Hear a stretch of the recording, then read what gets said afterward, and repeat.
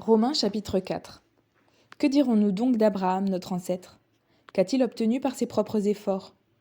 Si Abraham a été considéré comme juste sur la base de ses œuvres, il a de quoi se montrer fier, mais non devant Dieu. En effet, que dit l'Écriture? Abraham a eu confiance en Dieu, et cela lui a été compté comme justice. Or, si quelqu'un accomplit quelque chose, le salaire est porté à son compte non comme une grâce, mais comme un dû. Par contre, si quelqu'un ne fait rien, mais croit en celui qui déclare juste l'impie, sa foi lui est comptée comme justice. De même, David exprime le bonheur de l'homme à qui Dieu attribue la justice sans les œuvres. Heureux ceux dont les fautes sont pardonnées et dont les péchés sont couverts. Heureux l'homme à qui le Seigneur ne tient pas compte de son péché. Ce bonheur n'est-il que pour les circoncis, ou bien est-il également pour les incirconcis? En effet, nous disons que la foi d'Abraham lui a été comptée comme justice. Quand donc a-t-elle été portée à son compte? Était-ce après ou avant sa circoncision? Ce n'était pas après sa circoncision, mais bien alors qu'il était incirconcis. Et il a reçu le signe de la circoncision comme le gage de la justice qu'il avait obtenue par la foi alors qu'il était incirconcis. Il est ainsi le Père de tous les incirconcis qui croient, afin que la justice soit aussi portée à leur compte. Il est aussi le Père des circoncis qui ne se contentent pas d'être circoncis, mais qui marchent aussi sur les traces de la foi de notre ancêtre Abraham quand il était encore incirconcis.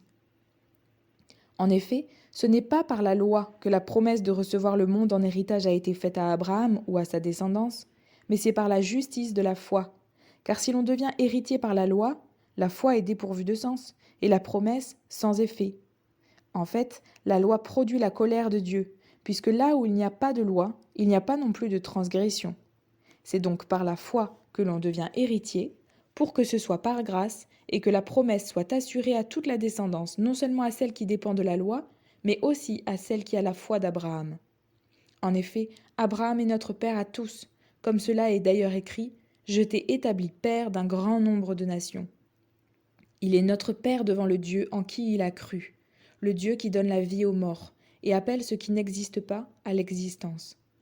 Espérant contre toute espérance, Abraham a cru et est ainsi devenu le père d'un grand nombre de nations, conformément à ce qui lui avait été dit, telle sera ta descendance.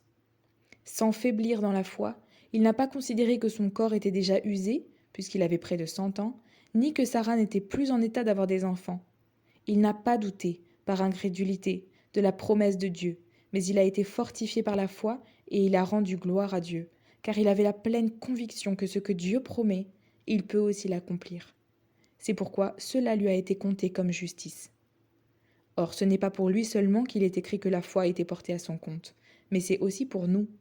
Elle sera portée à notre compte, puisque nous croyons en celui qui a ressuscité Jésus notre Seigneur, lui qui a été donné à cause de nos fautes et qui est ressuscité à cause de notre justification.